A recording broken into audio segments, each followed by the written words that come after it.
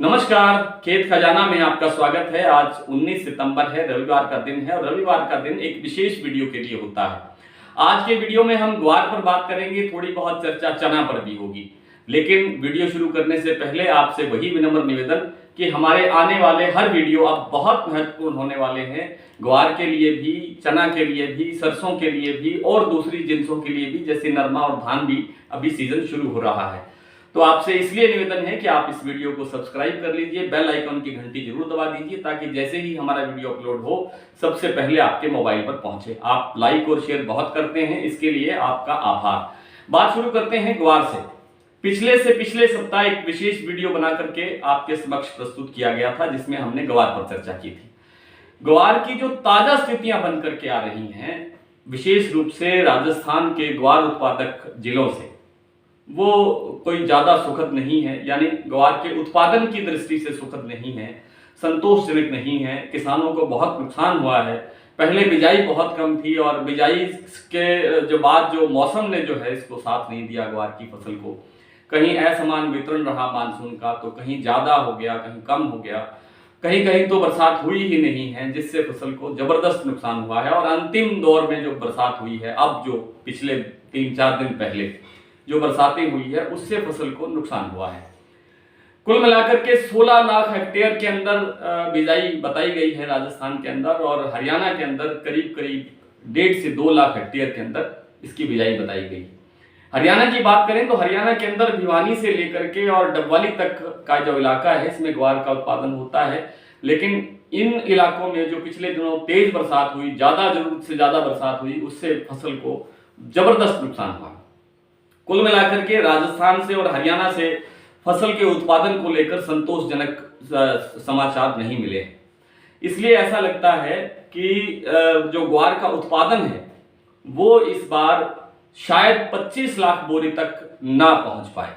25 लाख बोरी तक नहीं पहुंचने का अर्थ यह है कि हमारे पास जो कैरी फॉरवर्ड स्टॉक है, यानी पिछला जो स्टॉक है, कई लोगों के पास 3-3, 4-4 साल से स्टॉक पड़ा हुआ है। बहुत सारे फोन आते हैं, हमारे पास इतना स्टॉक पड़ा है, इतना स्टॉक पड़ा है।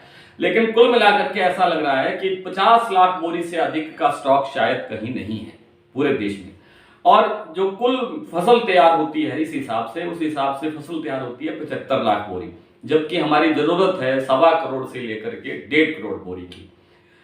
अब बात करते हैं कि जी कोई विशेष मांग है बाहर, इसकी निर्यात की मांग है, ग्वार गम के निर्यात की मांग है या ग्वार के निर्यात की मांग है।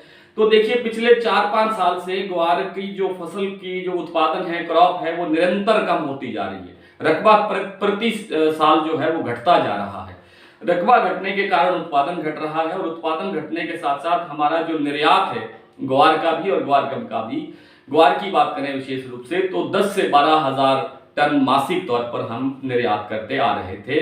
लेकिन इस अप्रैल से उसके निर्यात में काफी सुधार हुआ है और हम 25,000 टन से मासिक 25,000 टन मासिक निर्यात से आगे बढ़ रहे हैं, थोड़ा बहुत आगे चल रहे हैं। तो उससे ऐसा लगता है कि आने वाले दिनों में जो जरूरत है ग्वार की हमें ज्यादा पड़ेगी।